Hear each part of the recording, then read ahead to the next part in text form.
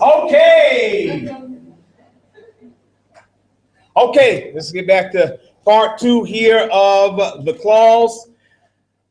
Let me say it again. Essential and non-essential. This is really important information now because you have to know punctuation. And specifically here, we're talking about the comma.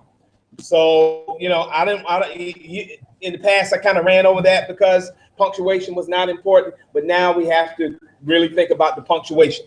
Okay, let's write this example down. Examples becoming the best way, or is the best way to study. Let's write this example down. Jim studied in the sweet shop for his chemistry quiz.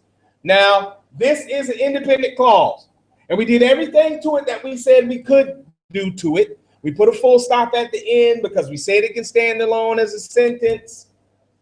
It has our subject-verb relationship, Jim studied, and the rest of the thought in the sweet shop for his chemistry quiz. So it matches that definition of an independent clause perfectly.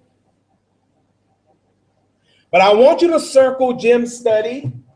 I definitely want you to do that because that is the part of the clause that we just absolutely have to have. That subject-verb relationship, you circle that. The rest of it is just like completing thought. So we know we have an independent clause here because we get everything that we need.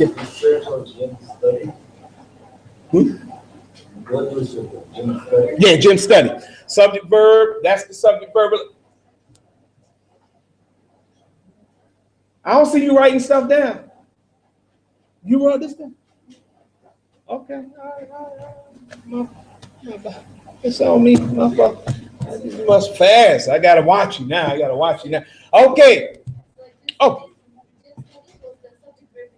Yeah, it's a subject-verb relationship. I just wanted to point out the subject-verb relationship. Although the entire thing is the clause, the subject-verb relationship is Jim study.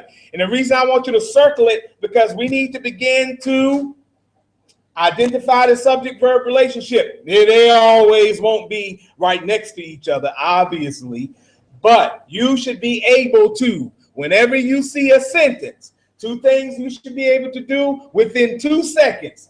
Identify the clauses and identify the subject-verb relationship of those clauses in that sentence. If you can't do it in 2 seconds, then, you know. So you got it. That's just like, man, that's like basic stuff. The dependent clause definition a little different. The definition a little different. But cannot express a complete thought. There may be a thought there, but it's incomplete. And as I was discussing with Mr. Simon over here, because he made a really good point, and I can tell you what I told him. That in a dependent clause, the thing that really makes the thought incomplete is that it creates a question instead of answering it. It creates a question.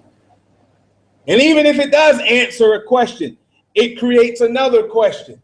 Whenever you have a situation where the clause is creating a question, it's probably going to be a dependent clause. Probably going to be a dependent clause. It doesn't end in like a question mark or something. Now, as I said last year, we should be looking at sentences as clauses and not as complete sentences, because most sentences, especially ones you're going to come in contact with on the SAT, are going to be multi-clause sentences. So we need to be able to look at sentences as clauses